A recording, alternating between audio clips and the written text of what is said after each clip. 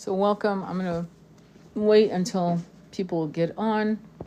And I'm probably going to just read a little bit. Yeah, I'm going to read it a little bit until I...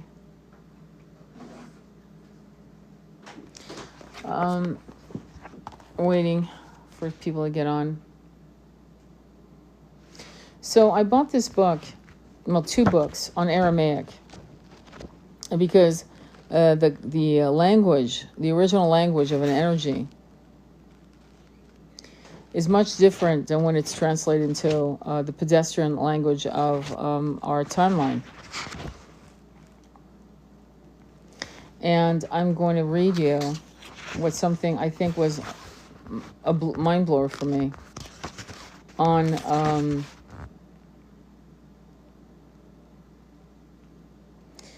the Lord's Prayers. And again, I'm not Christian. I'm just like going deep diving into original language vibration. You know, I'm a big fan, a huge fan of Sanskrit, because it's a mathematical language. And it has just such a power to move energy, to cleanse. It's like a massive energy of...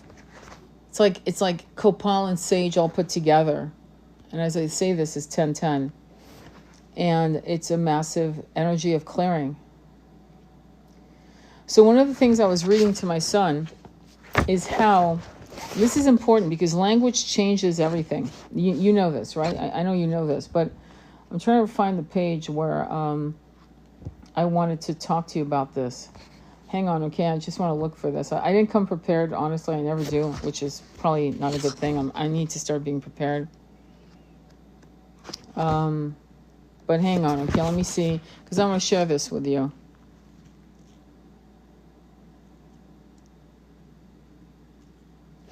Okay, so the English version of a Lord's Prayer is different than this one. It says, one possible new translation from the Aramaic: O birther, Father, Mother of the cosmos, focus your light within us, make it useful. Create your reign of unity now. Your one desire then acts with ours, as in all light, so in all forms. Grant what we need each day in bread and insight. Loose the cords of mistakes binding us, as we release the strands we hold of others' guilt. Don't let surface things delude us, but free us from what holds us back. From you is born all ruling will, the power and the life to do, the song that beautifies all from age to age and renews. Truly, power to these statements, may they be the ground from all which my actions grow. Amen. This is insane. It's completely different than the Lord's Prayer that many of us have been taught. And again, this is coming from me. I'm not religious at all. I'm going through a lot of books right now, like the Cathars and what was happening to the Cathars. That's how I'm going to... The Mysteries in History Revealed by the Cathars, written by Sean Martin. And Orthodoxy and Heresy. I'm going to read you some Revealed by the Cathars, written by Sean Martin. And Orthodoxy and Heresy. I'm going to read you something because I feel as if many of us have returned to right the wrongs. We've reincarnated. Forward, it was the feast day of Saint Mary Magdalene, July 22nd, 1209, and no massacre had been planned. A French army from the north, under the leadership of the papal legate Arnaud Amaury, was camped outside the town of Béziers in the Languedoc. Recently arrived from a month-long march down the valley of the River Rhone, the army was there to demand the town elders hand over the 222 Cathars, about 10% of the town's population, that they were known to be harboring. The elders refused, and their refusals was eloquent.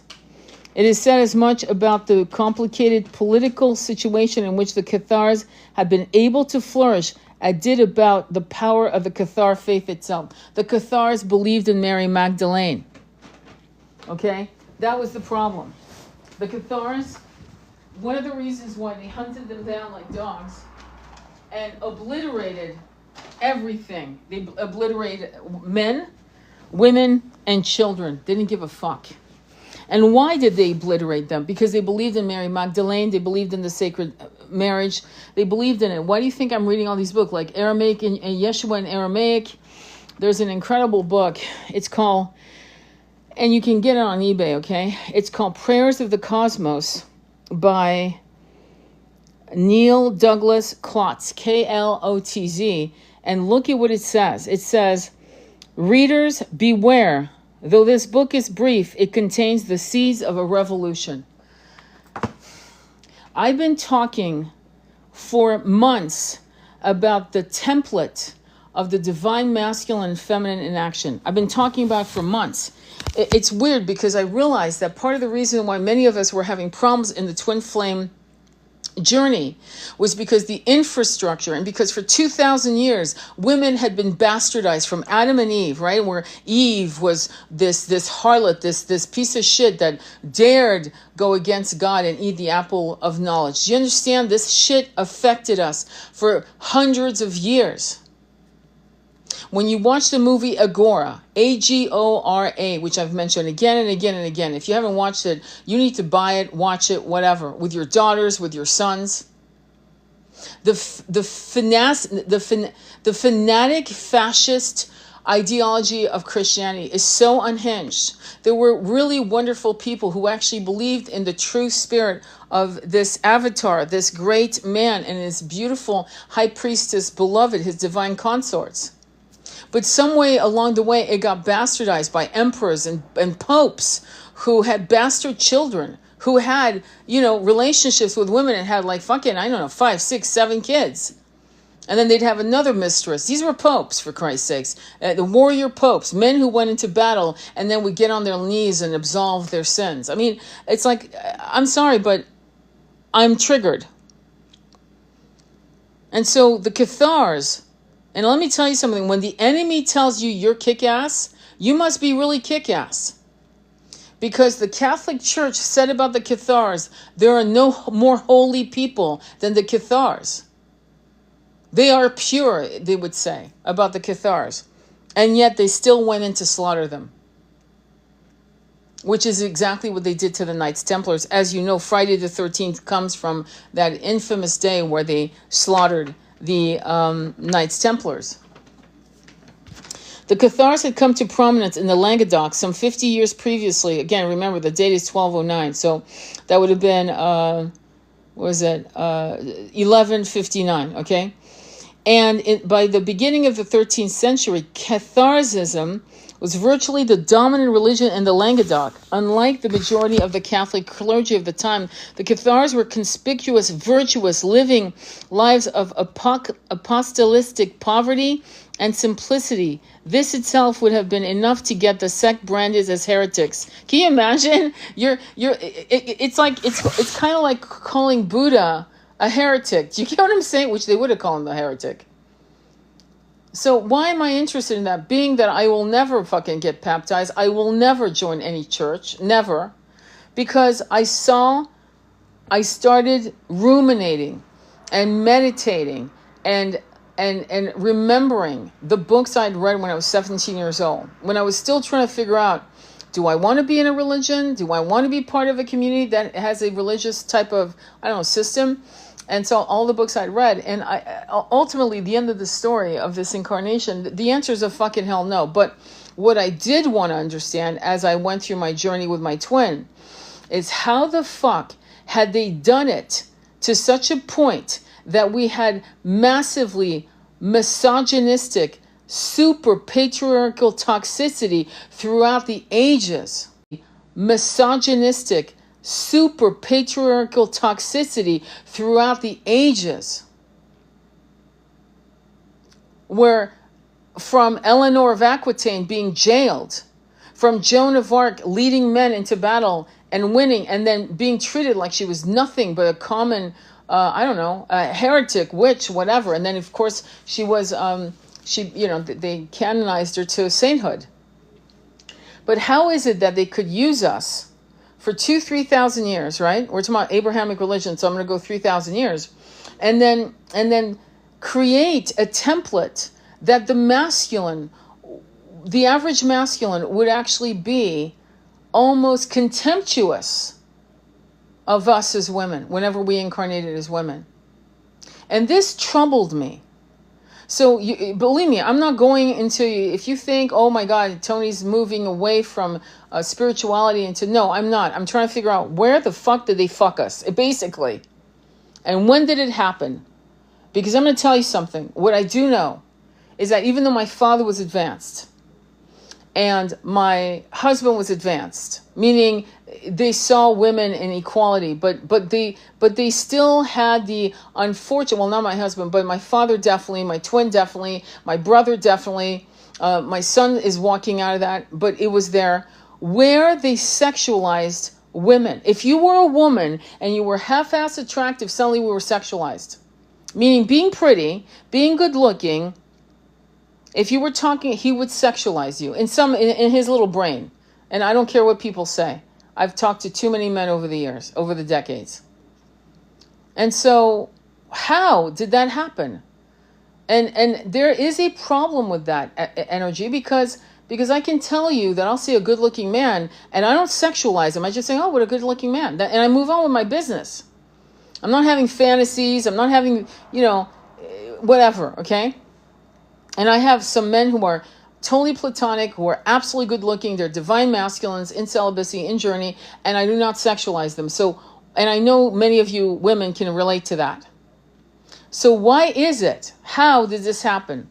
Now with the incredible, how would I put it? The incredible pollination, I'm going to say that. It's almost like a virus. I'm going to call it that. That's more. The virus of incels, the virus of red pillars, you can actually see it in action with the success that many OnlyFans girls have. You can see it with the success of Bonnie Blue. Dare I say, Bonnie Blue. She's a poster child of what's wrong. And she's certainly no Jezebel. She's just a woman who, who's done what many women have done throughout the ages to survive. In her case, you could say to me, oh, well, she could go to college and do this and that and the other. And I will say to you, do you understand that when people, look at how Andrew Tate made his money. He made it off women and the weakness and the weakness of men. And he became a multimillionaire. So if he had gone to college and gotten himself, a bachelor's and become a lawyer, he still would have never been as rich as he became selling sex. Let's just be straight up, okay? That's the problem. So some girls, some young women are working at, a secretarial job or a paralegal, trying to go up the staircase of, getting their doctorates or whatever. And I see the problem is I grew up with women my age in the 80s, in their 20s, who were getting their masters and their PhDs, dancing, selling themselves, because a straight job would not pay the bills. It would not pay for the education. It would not pay for the books they needed. I'm not joking. Okay?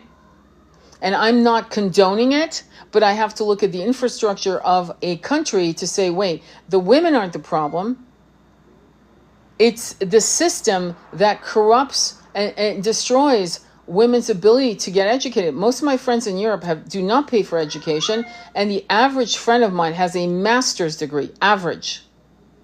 It is not uncommon for you to meet someone who will say, yeah, I have a master's in blah, blah, blah, 18th century, art, whatever the hell they wanted to study, they could get it, and then eventually get their PhD. It's not unusual. It really isn't, because it's free. Education in Europe is free. You got to buy the books.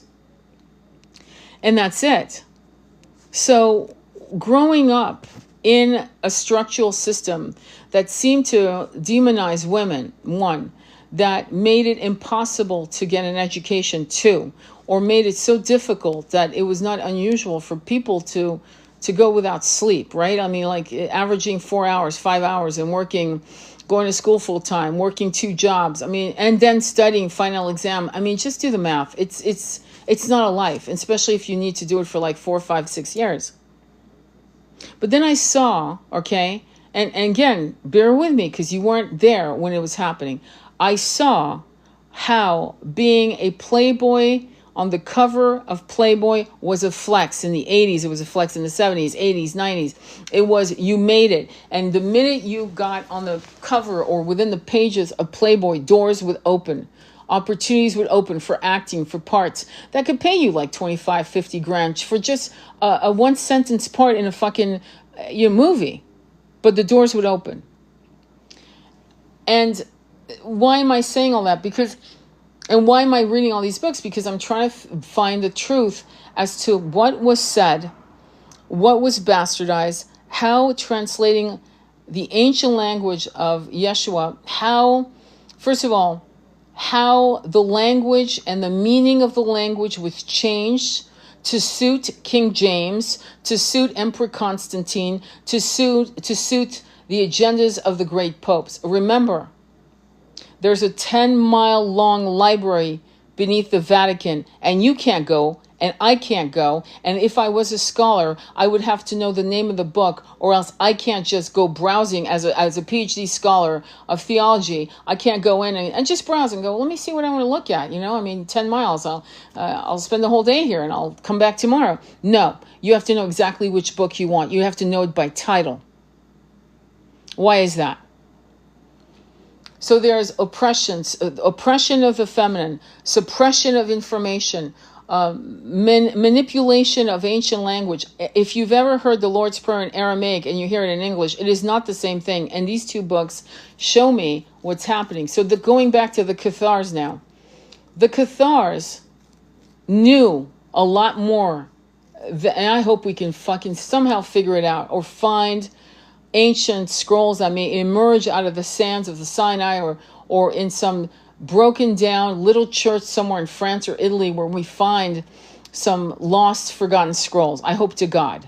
But I know that during the time of the Cathars, this is what I know. I know it like the last, my next breath and my last, that they had written proof and not even word of mouth, but understanding and a full story of what happened to Yeshua after he resurrected and what happened to them. And the question is, in the book by Margaret Starbird, The Woman with the Alabaster Jar, they go, with, what was it? I forgot his name. The guy that was her companion, a friend, What was his name? Oh, God, I forgot. But anyway, after Yeshua gave her the vision of him coming back from death, I can't stop thinking of all the people to see him. Why a woman? That's significant. In a massively misogynistic, patriarchal system, that is massively significant. And what happened next? So in the alabaster jar, you get a sense that he doesn't make it, okay, to be honest. And you get a sense that she's pregnant, and they go to Egypt. And from Egypt, they go and take a ship out of Egypt. It's almost like he's dead, pack your shit, we got to run. They're going to come after you. The minute they realize you're pregnant, you're fucking not going to be alive another season, okay? I get a sense of urgency. I get a sense of them packing their shit. When you read the book, Woman with the Alabaster Jar by Margaret Starbird, that was written in the 1950s, and it's a channeling. I feel like I think she says it. She channeled it, okay? But what if, okay, knowing, and as we know now, that they came, Mother Mary, and there is a religious sect that calls Mary a harlot, okay? Now, you and I both know she wasn't a harlot, but what would incite patriarchal men who are misogynistic to call Mother Mary, Virgin Mary, right, the Immaculate Conception, what would incite a group of men to call her harlot? The only thing that would incite that is that she was a high priestess. Now, we know about Mary Magdalene, but I'm talking about his mother. And if she was a high priestess and she did not conform to Judeo rituals and this, that, and the other, then she would have been called, a heretic in a way. Calling a woman a harlot is because she's not bending the knee to your patriarchal misogynistic religion. right? You're not going to wear your veils and the this and the that. And you're like, fuck off. I'm a fucking high priestess. I don't need to listen to you. I'm actually above you. I'm not even equal to you. You are below me, and I will not bend the knee to your stupid, antiquated, misogynistic shit. I'm not doing it. So Mother Mary, and for the lack of a better word, let's call her M. Mary. M. Mary would have incited that kind of vileness and hate. We know that Yeshua was a revolutionary. He didn't take any shit. And he would have been educated. And again, the lost years are very important. This is not something you gloss over. The lost years. He was a carpenter. He was making rocking chairs. No. The man was going to study. But who did he study with? So we have the story of the three wise men. Great Christmas card. Love that card. You know, the three wise men went on a camel, a horse, and a donkey. Okay, cute. But really, what were these men? And these men, and I've said this in previous lives, these men came knowing he was being born, saying to M. Mary, as a high priestess of the Temple of Isis, when he comes of age, which would have been probably 9 or 10, bring us to us. And what countries? Egypt, India, and Tibet. This is my feeling. I could be completely wrong, but let's continue. And the reason why I'm sharing that for you is to download maybe some possible seeds. I'm here to gather seeds so that maybe one of you will actually bring even more wisdom, more downloads, more knowledge that maybe you're a Cathar and that's why you're listening to me, because you're a Cathar. Or maybe you're a Knights Templar and you remember. Or something will evolve out of you. Anyway, so the three wise men, he's probably 9 or 10. Even Anne Rice, who wrote the books, the Vampire Chronicles, Lestat, okay, it was made into a movie, and the Mayfair Witches, wrote about the lost years of Yeshua in Egypt. She wrote about it. And she was a diehard Catholic, and her son was gay, Christopher Rice. But she was still a devout Christian, which is Catholic, actually. So we see the lost years. And your basic Christian fanatic, I'm going to call them fanatics because they don't want to know this shit. They don't want to know the Lord's Prayer in Aramaic unless it's within their little bubble of comfort zone. They don't want to know why did the Cathars die? Why were they slaughtered by a pope if they were such highly evolved, genteel, highly educated, highly devoted to Yeshua? Why would they be slaughtered? Why wouldn't you want to know that? That would be a red flag to me. Like, okay, I get the Knights Templars because they were rich. They'd come out of the Crusades, the Middle East. They had brought all kinds of relics and customs, and most of them had learned Arabic. Most of them had probably read parts of the Quran, things of that nature, okay? So that could be a mixed bag, you know? Like, it's a hippie going to India, coming back with sandalwood and tattoos and the Bhagavad Gita. I could see that. But we're talking about the Cathars. And the Cathars were not those hippy-dippy. These were not warrior monks. These were highly educated who held on to the truth of Mary Magdalene and the divine union with Yeshua and the divine birth of a child, at minimum a child, one, at least one, if not more. So the question is, did he survive? Did his mother, who was a high priestess, M. Mary and Mary Magdalene, MM, right? Did they work on him? Because that's what people are saying on this app and in various other apps. They worked on him. They knew the ancient rites. He also knew how to breathe. Do you know that there are people who can go into full surgery with no anesthesia whatsoever and get operated on feeling absolutely no pain? This has been documented in the 70s and the 80s. This is a real thing. So his training would have taught him how to go into stasis. Similarly to a person falling into an ice lake, right? And being underwater for 20 minutes, and you figure there's no way they're brain dead. And they come out fine. And he comes out of this. Plus, he's got two fucking powerhouses who are high priestess trained in the arts, healing arts. There's a term, healing arts. This is not a joke. We're talking about Egypt here. There are artifacts of tools and skulls that they found in Egypt, where they were doing brain surgery 3,000 years ago. This is not fucking hearsay. You can look it up. And in the movie Rome, and it's not a movie, it's a show, they show of a brain surgery going on, and we're talking about probably about 2,200 years ago. Okay? So we know how advanced they were. And we also know with every conqueror that came through Egypt, a lot of shit was destroyed. A lot. It was ridiculous. But let's go back. So he gets off the cross. They wrap him. He's still probably, there's sweat and blood still oozing out of his pores. Nicodemus has donated the weaved cloth of linen, a very high weaved cloth, very high. A lot of people say it was fake. A lot of people say it's real. There were copies made as holy relics for the crowds to kind of pump it up. Keeping the real shroud in protective, away from, people coming in to visit the Holy Shroud of Turin, for example. And this would have been done around the 1500s, where they would have done a copy. It is not unusual. If you go to Rome, if you go to France, and you see a statue in front of you, you're going to assume it's real. It's not. It's a copy. The real one's in the basement. They would never put a real one up. So they copy it in marble, in stone, whatever, and they put it up for you to enjoy. You thinking you're really seeing David, for example, or the Triumph in the Louvre Museum as you walk up the stairs. It's not. It's a copy. And so you go through this understanding that this shroud held pollen, and this is known, and I don't know why they keep denying it and bunking it, debunking it, unbunking it. I don't know what the fuck game is of what's going on with that, but I know, I'll never forget, that there were pollen and leaves and petals that were found in the shrouds, weaved into the shrouds, that could only be found in Jerusalem.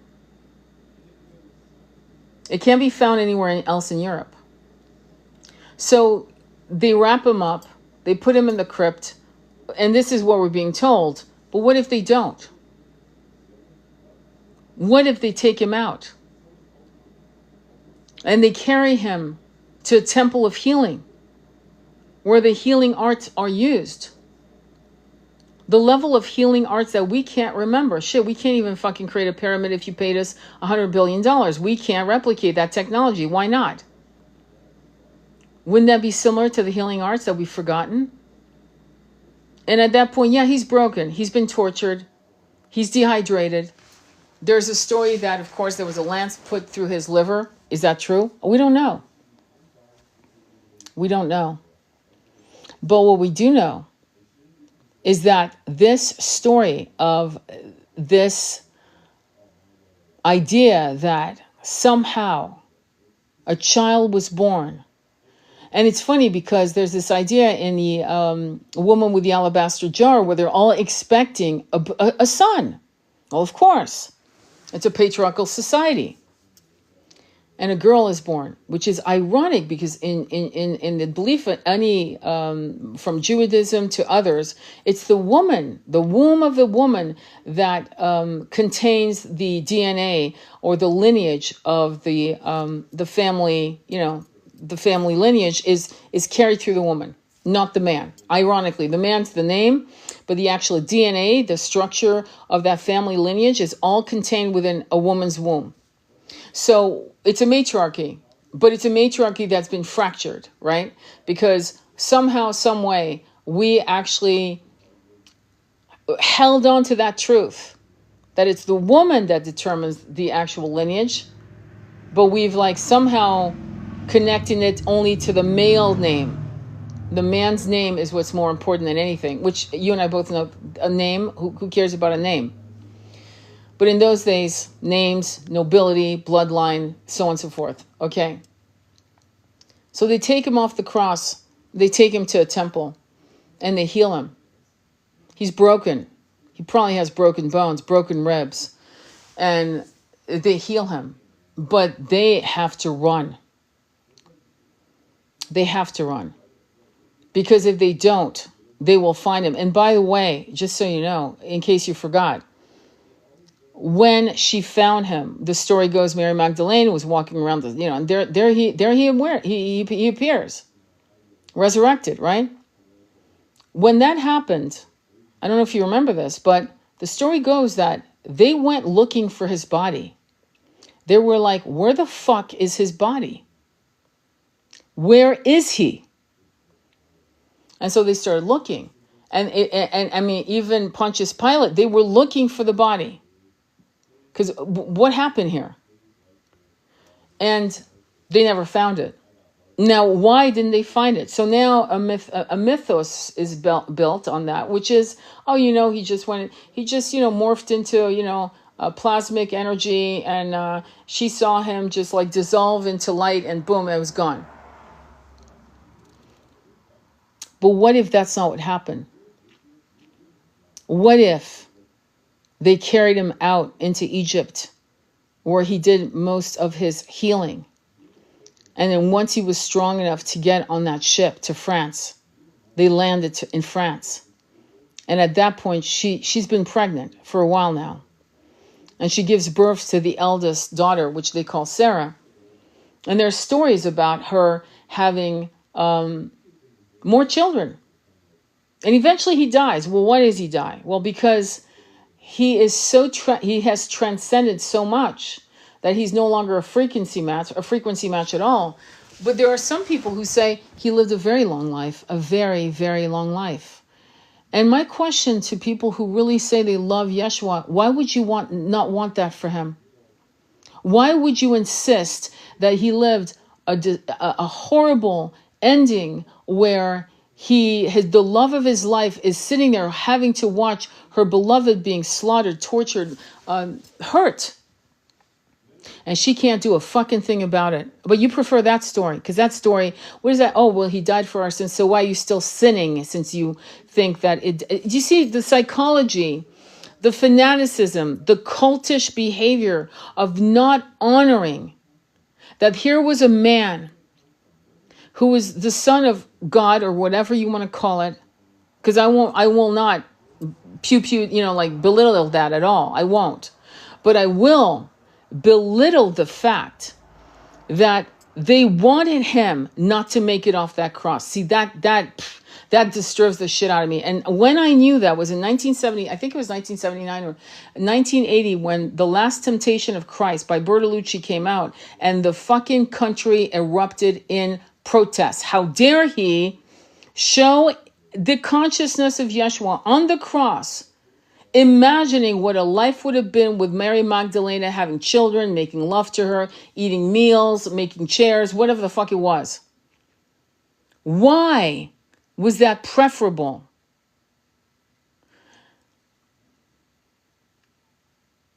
The Cathars knew something. And it wasn't just something, it was a lot. Because when the Knights Templars were crossing out of the Middle East into France, they were going to the Cathars to share holy relics, scrolls, precious and precious knowledge that they had unearthed that corroborated the journey of the sacred divine couple crossing into France. Or her, alone, pregnant, or a little girl in her arms. But they knew. And when the Cathars were slaughtered, again, you gotta ask yourself, okay? You really need to ask yourself, like, think about it. Hang on, I'm gonna read it to you again. Listen to what they say here. Unlike the majority of the Catholic clergy of the time, the Cathars were conspicuously virtuous, living lives of apostolistic poverty and simplicity. This in itself would have been enough to get the sect branded as heretics, as happened to the Waltesians in Lyon. What set the Cathars apart, however, was their belief in not one God but two, according to Cathar theology. Now, let me tell you what that means. Listen to this. This is important. There were two eternal principles, good and evil, and the world was under the sway of the latter, evil. The Cathars were also implacably hostile to the Church of Rome, which they denounced vehemently as the Church of Satan. But that's not why they were slaughtered. They were slaughtered because they were the caretakers and the scribes and the vessels of this truth. And when they were slaughtered, and it happened, I think it took like a year when they were, because they thrived for like 300 years in France. And their philosophy and their knowledge traveled to Italy and to other parts of Spain and so forth. But when they were slaughtered, which took a year, everything they had, all their records, all their writings, all their books, all their scroll, everything was destroyed. All of it. And remember, we're talking about a pope giving the order to slaughter even the children, everyone. That's heavy. That's heavy. And so this is something that we have to kind of like, this is why I'm asking, because ultimately what happens when you separate the divine masculine from the divine feminine, and you build an entire religion based on the fact that Eve was the first sinner, right? Because she ate from the apple of knowledge, the apple of self-realization. And we as women have been demonized ever since. We have been thought to be stupid, unintelligent, unable to actually understand, man talk, And again, I'm not saying that because I'm putting men down. But men need to understand what the full story is about. Like, how did this all evolve? You as a man should want to know. Because what's happening to many of you men because there's an epidemic, okay, of lonely men, masculines. You guys think that we women, it's the irony of ironies, that we women who are really loyal, loving, powerful, Amazonian, and yet Shakti energy, high priestess, that we don't need you. And actually we don't. And so you tend to go for the damsel in distress who is actually stupid. She's a bimbo. And you go for that every time, and then you wonder why you can't find love, because she really wants your pocketbook, your money. She wants the Chanel bag. She wants the trips. She wants the massages. And not from you, but from a masseuse. She wants the beautiful clothes, perfumes, and so forth. She wants the lifestyle. She doesn't want you. You're a transaction. So you think that the average woman is wired like that because you were taught for hundreds of years. Every time you incarnate as a man, your template of how to see women came from that template. An Abrahamic religion that actually did not honor the feminine sex. And we went from men honoring us and loving us, warriors, kings who would bend the knee to us, not to be welcome mats. It was an even exchange of energy. We were the high priestess. We were the vessels for your sons and daughters to be born through us. And you honored us as equals. You saw that what we brought to the table was as important as what you brought to the table. And that we needed each other to balance out the anima and animus, the yin and yang. And then it got fractured. That's why I keep going back. Trust me, you won't see me baptized tomorrow, nor when I take my last breath. If anything, you might see me getting initiated in India. If anything, well, not in India, but that kind of thing, right? Buddhism or whatever. But it certainly won't be that. But not because I don't love them, but because I don't trust a religion that has its fucking fist down my throat for 2,000 years. That's why. But I will right the wrongs, and many of us are righting the wrongs. Many of us as women, and many of you as men, are righting the wrongs. You're doing absolute beautiful content. You're researching. You're doing your work, and you're trying to find out the truth, because ultimately we want to know the truth. And the reason why I call some of these people cultish and fanatics is because they don't want to know the truth. Because if they wanted to know the truth, there are all kinds of fucking books on the subject. I'm shocked that some of this shit survived enough to write one book, much less many. This book that I'm reading, okay, on the Cathars. It's called literally The Cathars, Their History and Myths Revealed by Sean Martin. He has 2 books on the subject. If you want to read how Da Vinci Code was written, you would read the book Holy Blood, Holy Grail, The Secret History of Yeshua and the Shocking Legacy of the Grail by Michael Baton, Richard Lay, and Henry Lincoln. Swear to God, that's the book. And it's fucking huge. Get the illustrated version. If you want to understand how language changed, how language, the sound of language. In fact, have you ever noticed, especially if you're from another country, that there's certain poems that are, some people are just better translators that get the essence of it? So when I read the book, The Prayers of the Cosmos, Meditations on the Aramaic Words of Jesus, it goes from being Christian dogma, and I'm reading the Lord's Prayer, for example, and suddenly it becomes metaphysical, dare I say it, almost Vedic, meaning Hindustani-like, how would I put it? Well, Eastern philosophy. It becomes like in other words, the Lord's Prayer was written on a certain level of consciousness, like King James. Why would I ever want to read that? But when you translate directly into English from Aramaic directly, it's a little awkward, but suddenly the words are beautiful. And like, for example, I'll give you, and it's little subtleties like this. It's like a word very rich in meaning, lakma, is both bread and understanding. So one word, and if you speak French, Spanish, Italian, what have you, you know that sometimes one word can have 3 meanings, and the meanings change by the words that are next to it on the right and left-hand side of the word, right? So food for all forms of growth and for elementary life in general, it is derived from a more basic root relating to the divine feminine, ham. So listen, let's go back. A word very rich in meaning, lakma, is both bread and understanding. Food for all forms of growth and for elementary life in general. It is derived from a more basic root relating to the divine feminine, HMA, so I'm going to go ma, which pictures growing vigor, verdancy, warmth, passion, possibility, and all the instruments of the general generative power. The root becomes the word hoshma, translated as holy wisdom in Proverbs. Do you understand?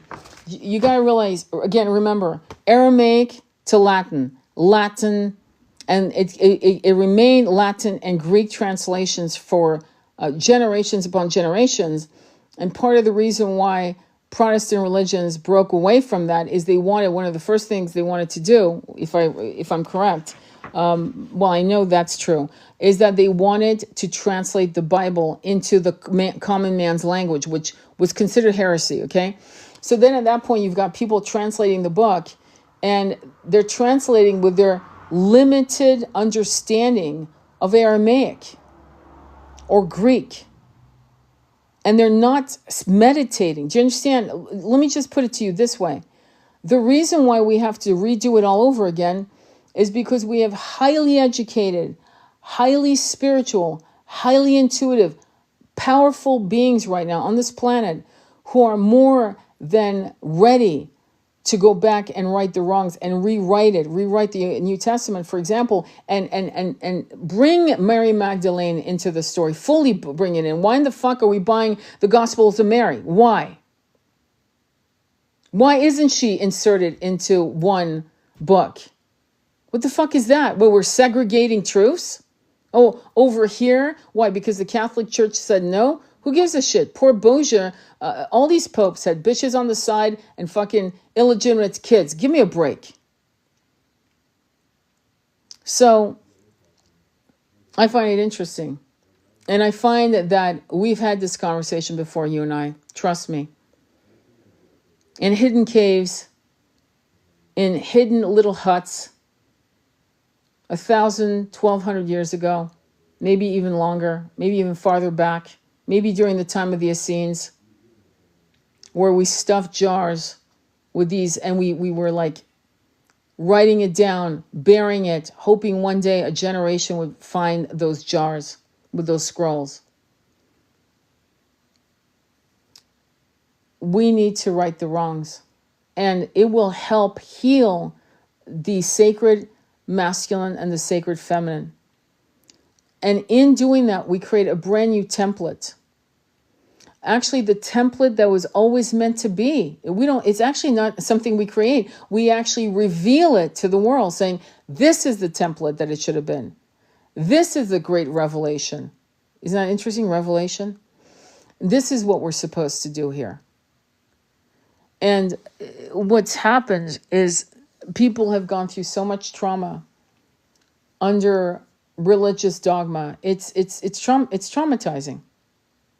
And it seems to break into little cultish behaviors that are deviant, that go off in weird entitled behaviors on innocent children, and the subjugation of women and gentle men, I'll just put it that way, and shaming and then harming, shaming and harming.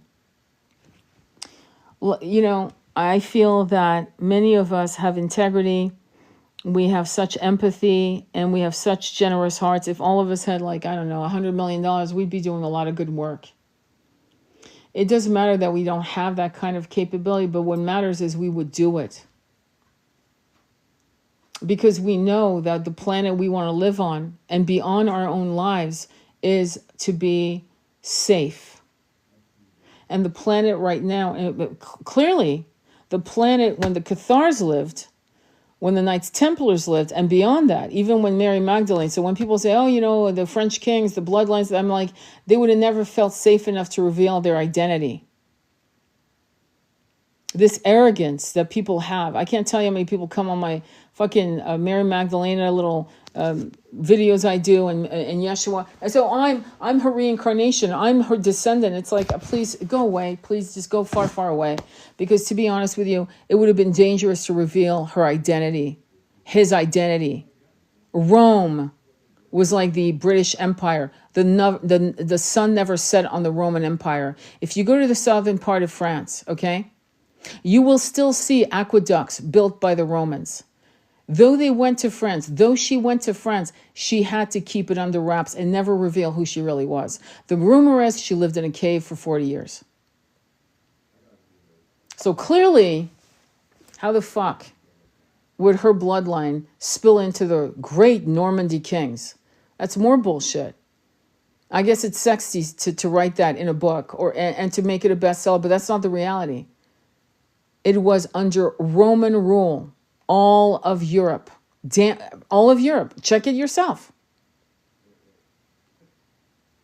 And they ran for their lives because she was no longer safe. Just think about it. Just think, your man just did some awesome shit. He kicked ass. He shook up the Pharisees and these greedy little fucking merchant fucks who basically chose him over a barbarian.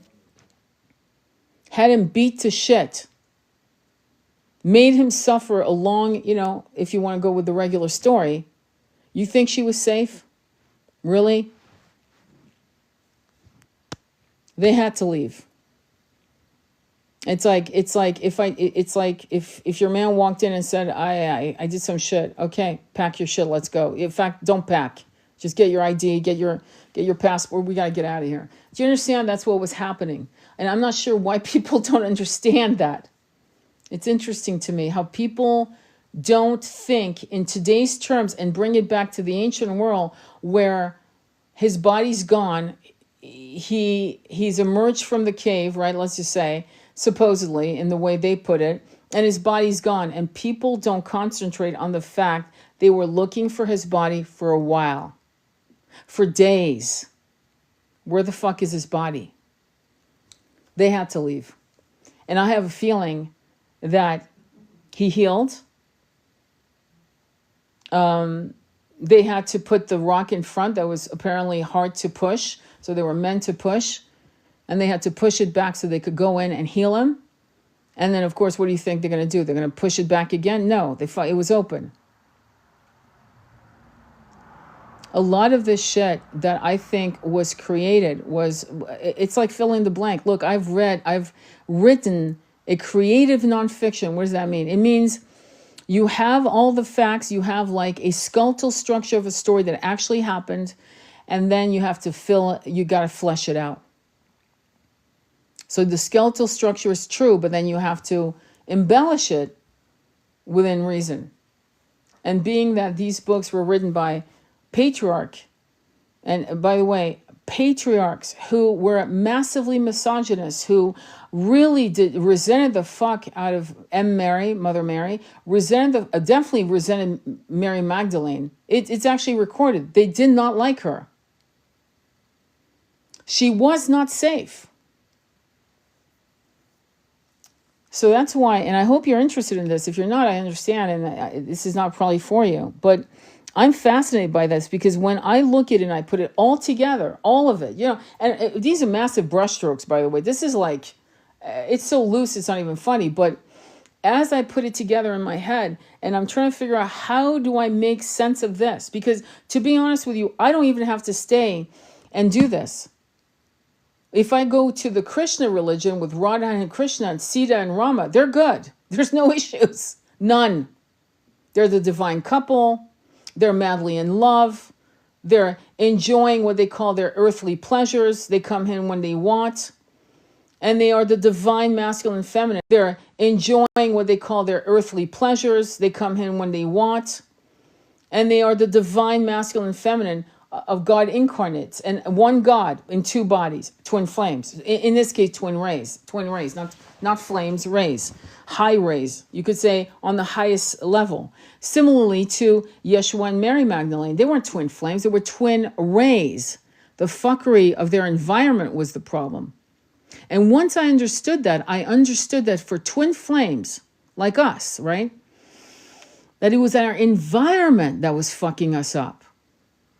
And if you look at Jane Eyre, or you look at Jane Austen, or you look at any of these books, authors, Wuthering Heights, Sense and Sensibilities, Pride and Prejudice, I could go on and on. You see a theme of two people wanting to be together and they can't. Why? Because of society. Because the rules of society precludes them from being together. Why? Because it's just not done. You can't be with someone you love. What are you, crazy? Do they have money? Do they have property? Do they have title? No? Well, then I guess you're fucked. And this went on for hundreds of years. Love was a luxury people feared to enjoy. It wasn't safe to love. To the point where women began to create a coldness in their hearts. Around the 16th century, or thereabouts, 16th, 17th century, women, and beyond that actually, would get pregnant with the husband, to make sure that, the kid was the man's kid, at least he would look like him. And the minute she got pregnant, she could take a lover and would keep her lover. And it was a lover, not a beloved. Quite often. So the fractures of our society created a template for us not to trust love, not to surrender to love, and to be in guard. And then the self-sabotage, the self-loathing, the shame, that doesn't just come from this incarnation, but from multiple incarnations. Whenever you incarnated with your twin, there was all these roadblocks. And whenever you did not incarnate with your twin, you were fucked over by a soulmate or a karmic, as some of you call it, a karmic, meaning a karmic loop. And it created in us what they call in Vedic, in Sanskrit, samskaras. And samskaras is impressions. It's like, imagine I'm driving in my car with no top, right? In dust. And I'm all dusty. And in my next, and these all this dust are impressions. And what's impacted me in experiences in my incarnation as a Dutch scribe. Then my next incarnation, I'm an African warrior, a hunter in a Maasai tribe. And some of the things that I experienced, and maybe I'm actually lanced from behind from a warring clan, and I'm betrayed. And more dust, more some scars, more impressions, more feeling of not trusting people around me. And then eventually I meet my twin in, 1700 England. And there's this incredible passion, like Shakespeare in Love. Perfect movie, actually. Let's use that as an example. She falls in love with Shakespeare. She can't stay with him. She's been betrothed to a man who she can't stand because she has money and he has a bloodline, a title.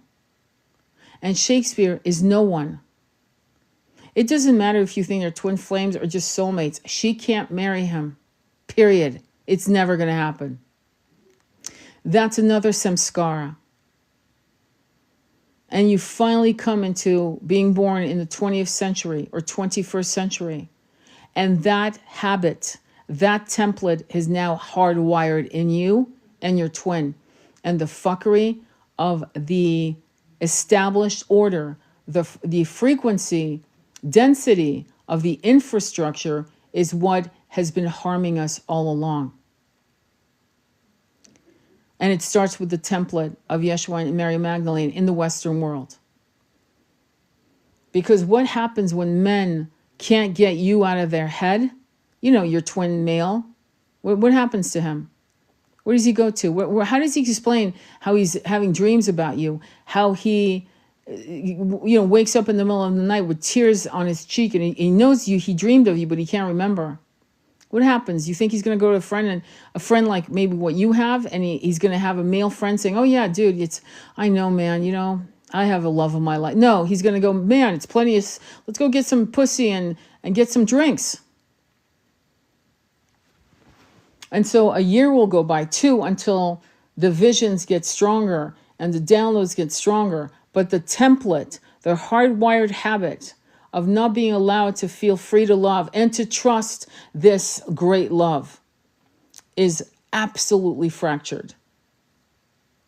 This is why when a twin realizes and understands reincarnation, this is like literally the foundation of your union. Your foundation cannot happen and will not happen, this foundation of union, until both of you believe in reincarnation and you understand the concept of some scars, reincarnation traps, loops, repeats, fears, remembering past lives on this planet, And once that happens, things settle.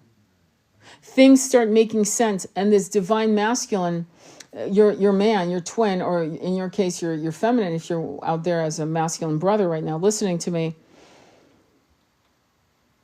there's an evolution, a revolution, evolution of understanding, compassion for yourself and your twin, especially if you start remembering past lives as, say, a concubine in Egypt. You're a concubine and your twin was a high priest. You're not getting married. You're not going into union. You're not going to have babies with that man. And if you do, it'll be in secret. And there'll be shame and there'll be danger. See, once you start remembering shit like that, everything starts collapsing and you now stand in your light of possibilities. No, you're no longer harnessed and muzzled by the samskaras of those past lives. It collapses. So going back to Yeshua and Mary Magdalene, my whole passion for understanding the truth is I'm realizing part of the way we were raised generation after generation, these templates were created in fracturing the union of the divine masculine and feminine. And if you've noticed, every country that's been colonialized, by Western systems that once had an understanding of these divine unions have also been fractured from the influence of Judeo-Christian ideas. Swear to God. You just look at the shit. Look at what's happening. But that's my humble opinion. You know what I mean? I mean, you can take it or leave it, but that's what I'm feeling. So when I tell you about buying the Nag Hammadi, right? And when I tell you to buy Prayers of the Cosmos, Aramaic, Holy Blood, Holy Grail, the Cathars, the Knights Templars. It's to right the wrongs. It's for you to get into a reset of your original remembrance. It's also to activate, I'm hoping, your own past life downloads. Like, for example, my husband remembered very well he was a Knights Templars, as did I. And I know I was a Cathar, okay, as well. Because, frequency is a match. We're like, oh, Knights Templar, fuck, they kill me. Let me come back as a Cathar. Oh, fuck, here we go again. You know what I mean? It's like, but why am I saying that? Because I really believe that we're here for so many reasons. I mean, obviously, New Earth, this, that, and the other. But it's also to remember ourselves in times when we were traumatized. Can you imagine? You're virtuous and good, and the Pope sends out thugs to slaughter the entire village? And you're asking yourself, what have we done wrong?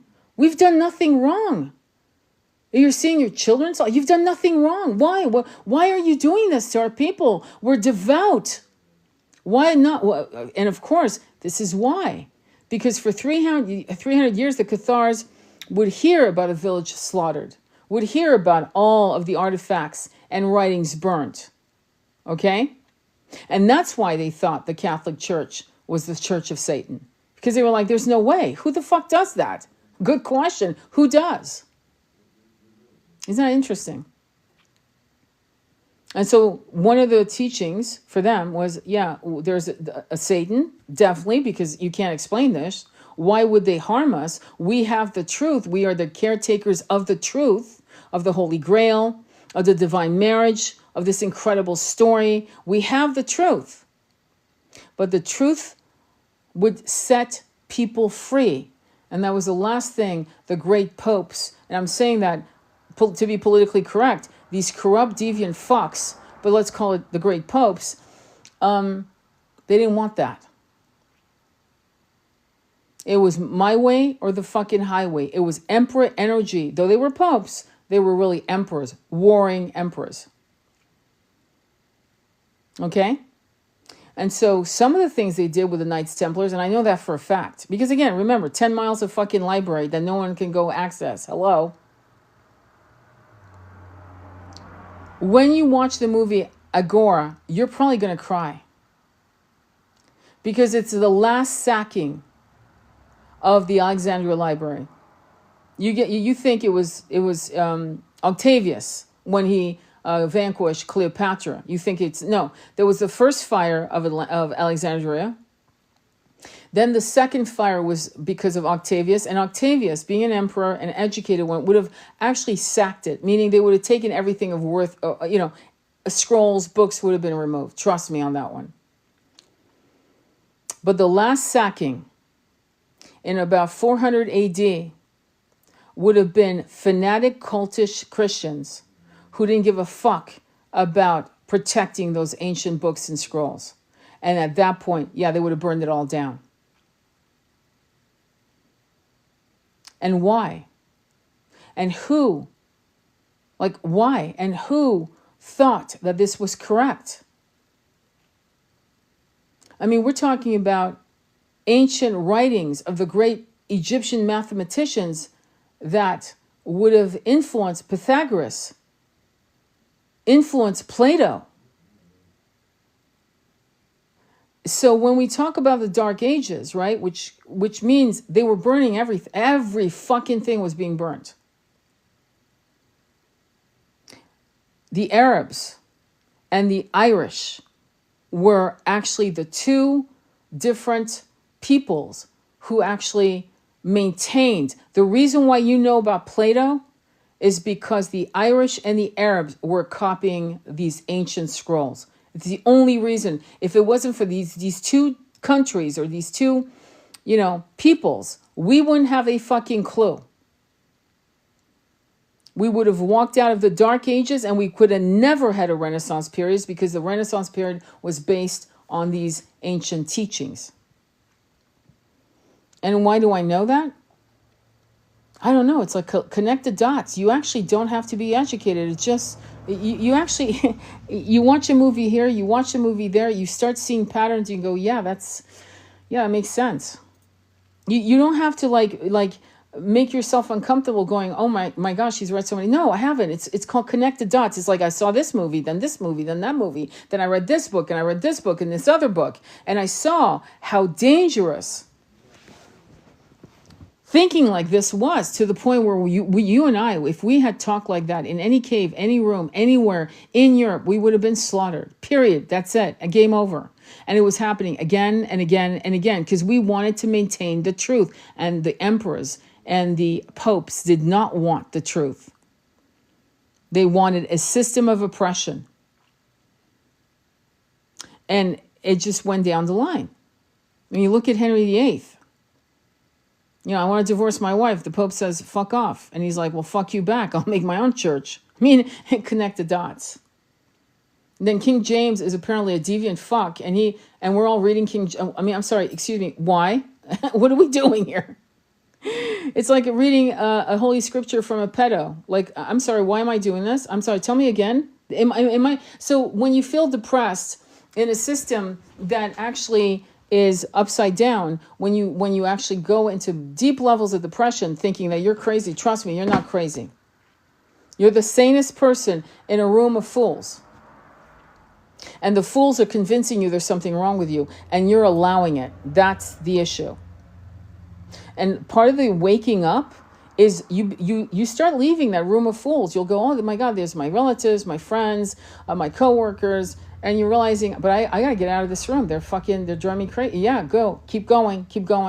Leave that room of fools. And eventually you will be a magnet to true starseed brothers and sisters, brothers and mothers from another mother. Where you actually meet and you have these and you're like, holy shit, finally, conversations I can relate to. My God, I feel so good in this room. This beautiful forest is filled with incredible people. So there is a massive split, and the splits started in 2020. You probably noticed, and you know why. And then there was another split through, the ritual concept of voting for whoever wants to, voting. Okay, we know that. And then there's another split, and these splits are, don't panic. The splits, you're like, oh my God, people are so racist, or they're so fucking misogynistic, or whatever, or misandry. There's all this misandry. I would say, bravo, thank God. Now we know who they are. We know who they are. We can stay away from this sector. We can actually, we're being routed. We're being divinely guided out of these toxic camps of bullshit to meet each other. Don't cry. You should be happy as, oh my God, another fracture. Okay, well, I'm being divinely guided into my community, my people. And this time, we don't get slaughtered. Because this time, there's a lot of multiple layers of understanding. The Cathars knew this, that, and the other, but they did not know about third eye activation, all of them. Or I'm sure a couple of them did, but they didn't have a term, and they didn't have the mechanics of a third eye opening, for example, right? Remote viewing, things of that nature, right? Okay. So now what's exciting is now all of our past lives with all of our knowledge, and we're all here cheering each other on, going, yeah, you know how to open your third eye. Yeah, psychic downloads. You know what to do. Yeah, you know how to manifest matter. Thought become matter. You know what to do. And so now it's like a culmination of all the things we learned when we lived in India, when India was really on a 5-6D plane, and when we lived in Tibet, and when we lived in parts of Africa and parts of Europe and the Americas, right? And Australia, and some of us made it to Australia, some of us didn't. Parts of the world when it was all interconnected before it started splitting, Lemuria, Atlantis, so on, right? And so this is the time where the star seeds are meeting, and we're bringing all of what you will call gifts. I'm going to say, skill sets into a gigantic, beautiful meadow with monoliths and power.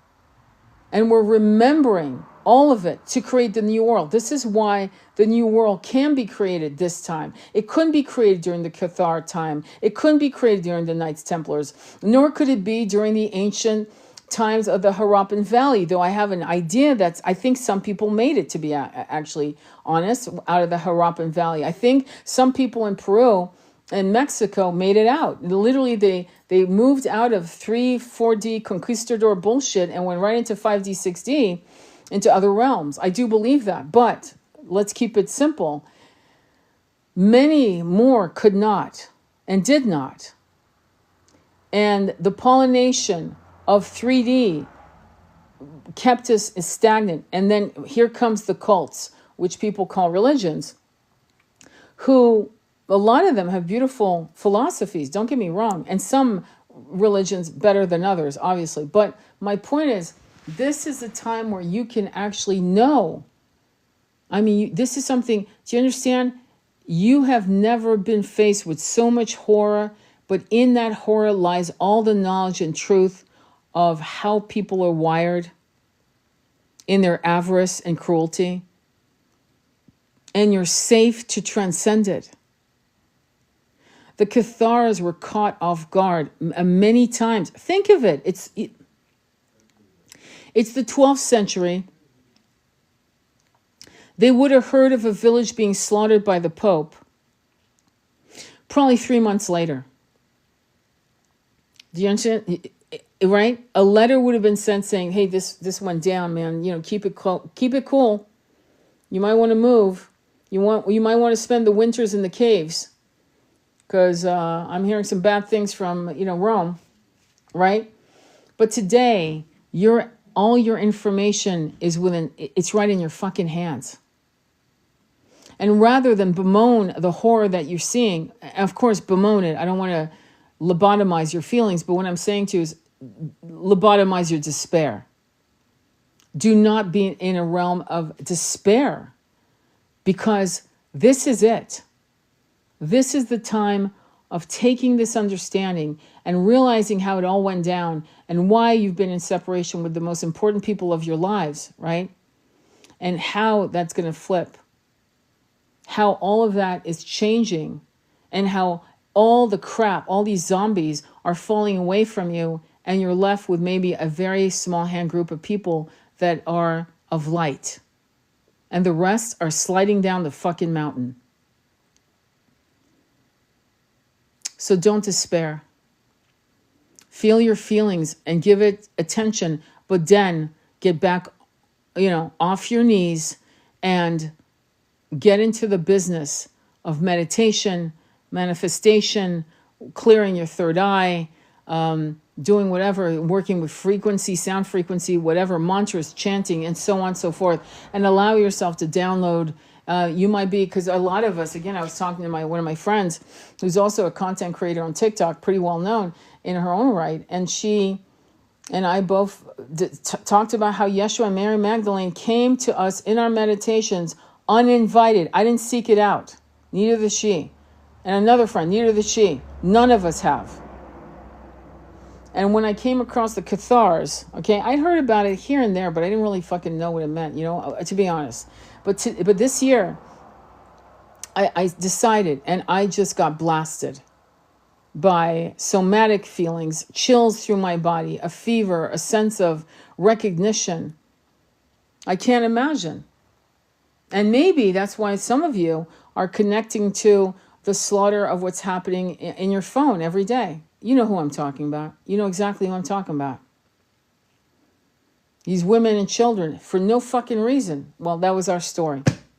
So if you've been listening to me this long, it probably resonates, or else you would have scrolled a long time ago. You know what I mean? And that's probably why we've all met. So any questions or comments? Any questions? All right. Well, I'm going to let you go. Weird things are going to be happening on TikTok. You probably heard about it. Everyone's talking about it. Please follow me on YouTube, and please follow me. I have a free Patreon. You can go on my Patreon. It's completely free. Sign up. Keep in touch with me. I have 32,000 people following me, and I'm hoping to at least grab 1,440 people.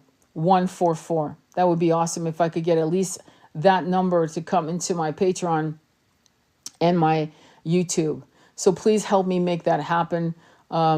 Please, share my YouTube, videos, share my TikTok videos on Facebook, on Instagram, wherever you want to, repost it.